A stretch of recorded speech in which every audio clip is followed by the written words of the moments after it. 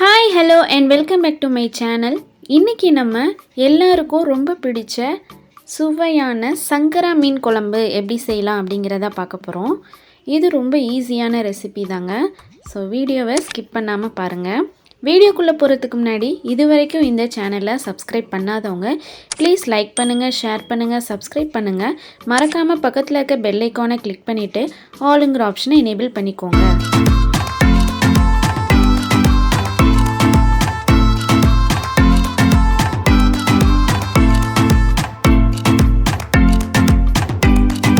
தேவையான பொருட்கள் என்னென்னு பார்த்துடலாம் வாங்க.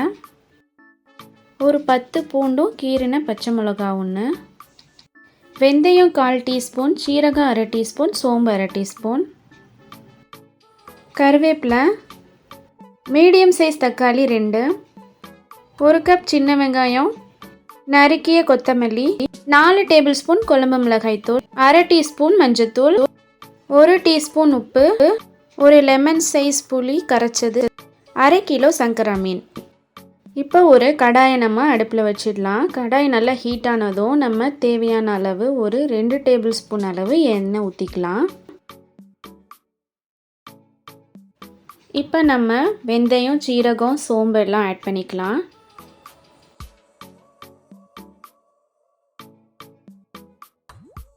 கருவேப்பிலையும் ஆட் பண்ணிக்கலாம். இப்போ பூண்டையும் சேர்த்துக்கலாம், பச்சை மிளகாயும் சேர்த்துக்கலாம்.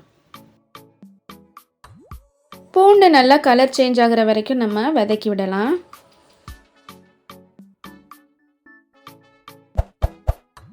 பூண்டு கலர் சேஞ்ச் ஆகிடுச்சு. இப்போ நம்ம சின்ன வெங்காயத்தை ஆட் பண்ணிக்கலாம். சின்ன வெங்காயம் நல்லா கண்ணாடி மாதிரி ஆகிற வரைக்கும் நம்ம நல்லா வதக்கலாம்.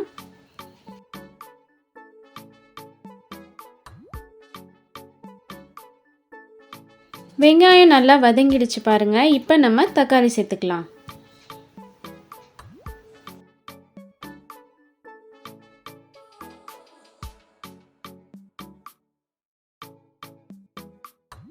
இப்போ நம்ம தேவையான அளவு உப்பும் மஞ்சத்தூளும் சேர்த்துட்டு நல்லா வதக்கலாம். அப்போ தான் நமக்கு தக்காளி நல்லா வதங்கும்.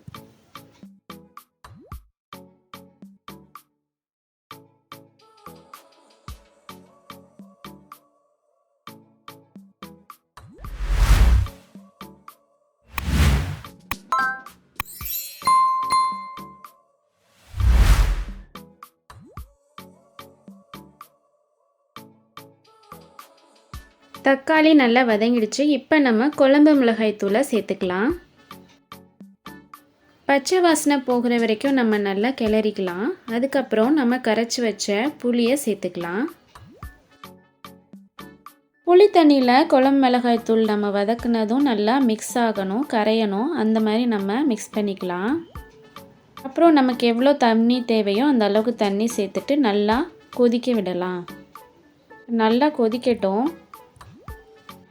ஒரு 5 to 10 மினிட்ஸ் நல்லா மீடியம் ஃப்ளேம்லேயே நல்லா கொதிக்கட்டும். அப்போ தான் நமக்கு குழம்பு கொஞ்சம் திக்காகும்.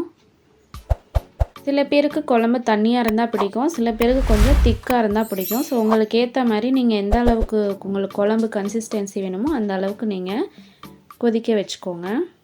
குழம்பு நல்லா கொதிச்சிடுச்சு, அதோட பச்சை வாசனையும் போயிடுச்சு. இப்போ நம்ம மீனை சேர்த்துக்கலாம்.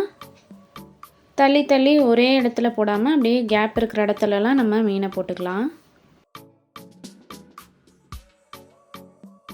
மீனெல்லாம் சேர்த்தாச்சு. இப்போ ஒரு 5 to 7 மினிட்ஸ் மட்டும்தான் நம்ம கொதிக்க வைக்க போகிறோம். மீன் ரொம்ப குயிக்காக வெந்துடும். அதனால் 5 to 7 மினிட்ஸ் மட்டும் நல்லா கொதிக்கட்டும். அதுக்கப்புறம் நம்ம ஸ்டவ் ஆஃப் பண்ணிடணும். அதுக்கு மேலே நம்ம விட்டோம்னா மீன் குழஞ்சிடும். 5 மினிட்ஸ் நல்லா மீடியம் ஃப்ளேம்லேயே கொதிக்கட்டும். எண்ணெய் தெளிஞ்சு வரும்போது நம்ம ஸ்டவ்வை ஆஃப் பண்ணிடலாம்.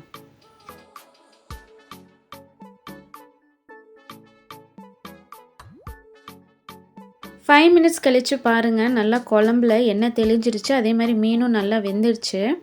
இப்போ நம்ம கொத்தமல்லி தழையை தூவிட்டு ஸ்டவ் ஆஃப் பண்ணிடலாம். அவ்வளோதான், நம்மளோட மீன் குழம்பு ரெடி ஆயிடுச்சு. நீங்களும் இதை ட்ரை பண்ணி பாருங்கள். ட்ரை பண்ணி பார்த்துட்டு எப்படி இருந்தது எனக்கு கமெண்ட் பாக்ஸில் சொல்லுங்கள். மீண்டும் உங்களை இன்னொரு ரெசிபியோடு சந்திக்கிறேன். அது வரைக்கும் பை பாய்.